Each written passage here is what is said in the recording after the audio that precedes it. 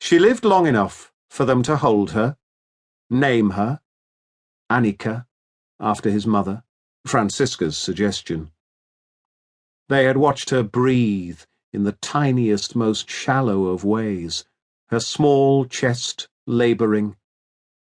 But Harper still thought of her as having drowned in the womb. It made more sense, somehow. How could a baby float in fluid for 9 months, anyway? When he sat next to the cot in the incubation unit, Francisca clutching his hand and weeping, he remembered his mother's story of how he had been born during a monsoon in an internment camp in the Dutch East Indies, and the rain running down the sides of the hut and the dirt road turning into a brown river, and wondered if this story had somehow been there inside him when he thought of his baby daughter as having drowned, as if a story like that could be passed on to his baby like a genetic disease. Francisca had sobbed in his arms at night for weeks afterwards, and said things like, "I know you are suffering too, but you aren't able to express it. It's okay. I understand that." He did not tell her that when their tiny baby had died, he had thought, in the moments before his own grief and disappointment had taken hold, "At least you have been spared life." The day started well enough.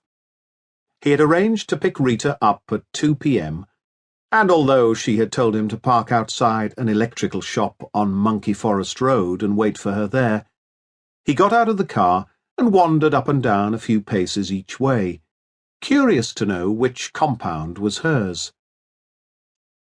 He was standing right outside it when she emerged alongside a young Balinese woman who was holding a pile of textbooks with both arms wrapped beneath. "You are here," she said simply. "This is Ni Wayan." He nodded, and the young woman nodded back. Then she looked at Rita and said, "Ibu, Rita," with a bow and smile, before turning towards town. "I thought today was a day off," he said, as he led Rita to the car. It had pleased him to hear the girl call her Ibu with such affectionate emphasis. She was a well-liked teacher, held in affection and regard. He had thought as much. "Wayan came to me yesterday and asked for an extra lesson. It happens often. That's why I said after lunch. My days off usually start after lunch." "Are you good to all your students?" He opened the passenger door for her. "They are all good to me." As he climbed in his side, she said quietly and seriously, "God bless the Balinese." They bumped slowly down Monkey Forest Road and turned right onto the main street. Rita leant forward and opened the car's glove compartment. "What do you want?" he asked. She pointed at the tape deck between them. He glanced at it and said, "I'll be really surprised if that works." Rita pulled out a handful of tapes, loose, with no cases. She lifted a couple in turn, then shrieked, "Superman is dead? Suckerhead! Where did you get this car?" Kardec had got the car for him.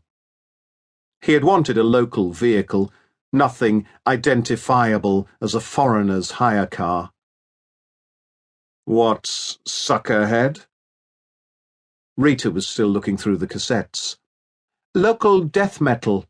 Big underground scene here. Even Balinese youth need to rebel sometimes. They rioted in Jakarta when Metallica came, you know." It occurred to him to mention the riots in Jakarta that had recently led to the downfall of the Sustainer of the Universe, which he thought a somewhat more significant event,